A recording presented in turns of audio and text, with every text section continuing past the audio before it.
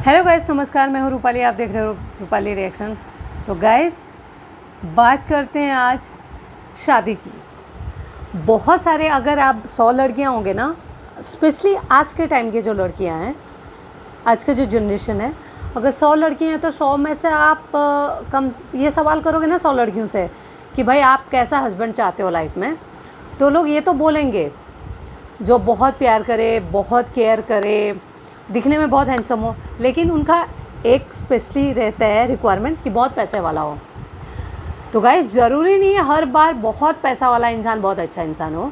कई बार कम पैसे वाला हो लेकिन आपको इंसान समझे, आपको एटलीस्ट अपने बराबर समझे। भाई जैसा मैं हूँ वैसे ये भी है, आपको इंसान ही समझ ले, वो बड़ी बात होती है सम टाइम।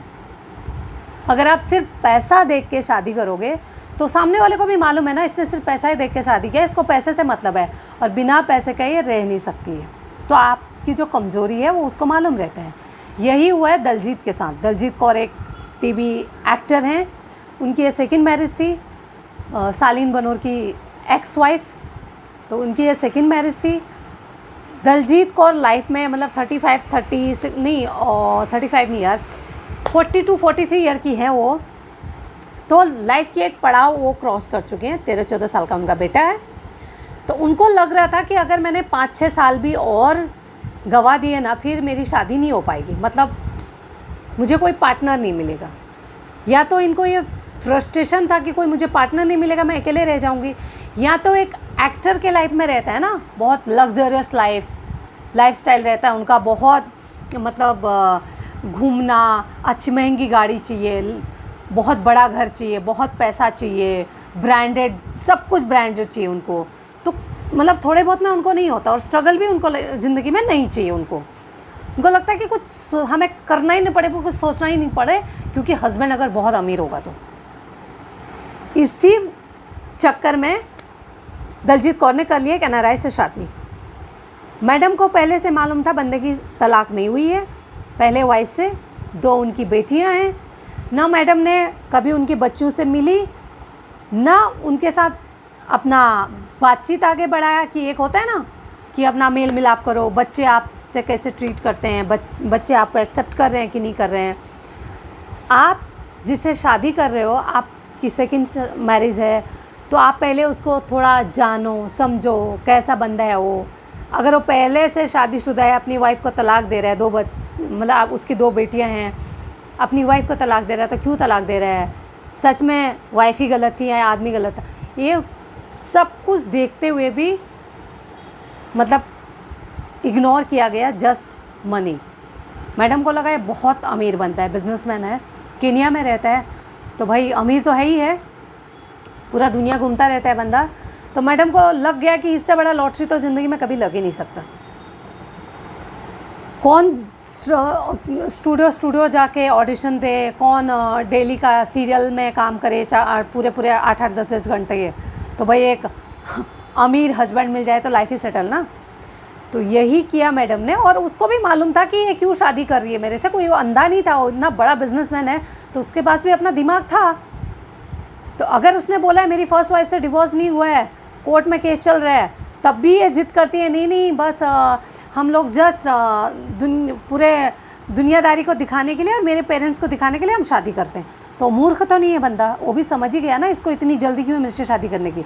तो बंदे ने रिचुअल निभा दिया और वाइफ को लेके, मतलब सो कॉल्ड वाइफ को लेके वहाँ चला गया।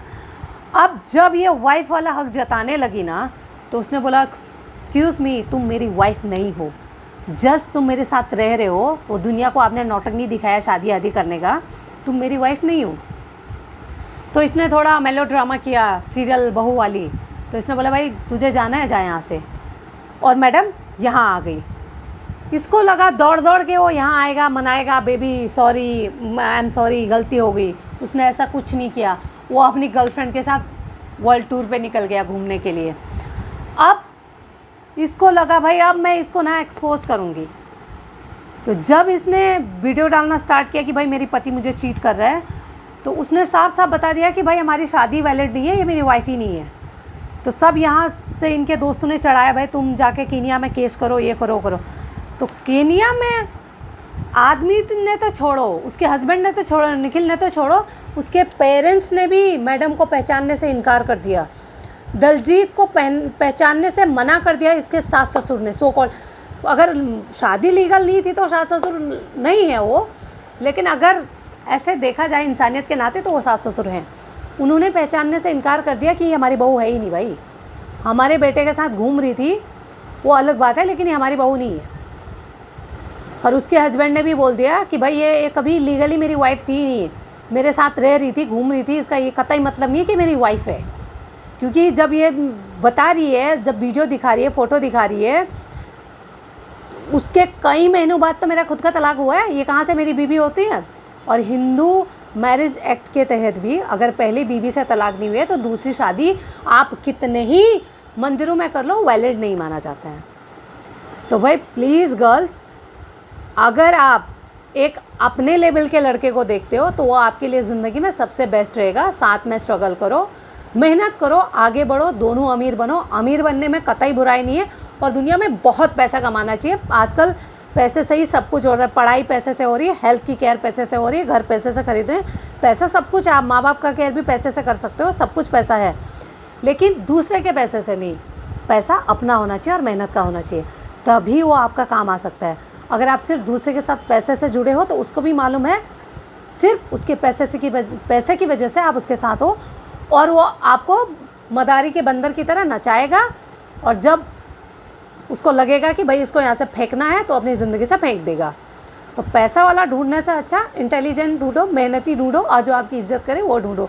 ये मेरा आज का रिएक्शन है। अगर आपको थोड़ा भी अच्छा लगा तो शेयर कीजिए, सब्सक्राइब कीजिए। Thank you guys, thank you so much.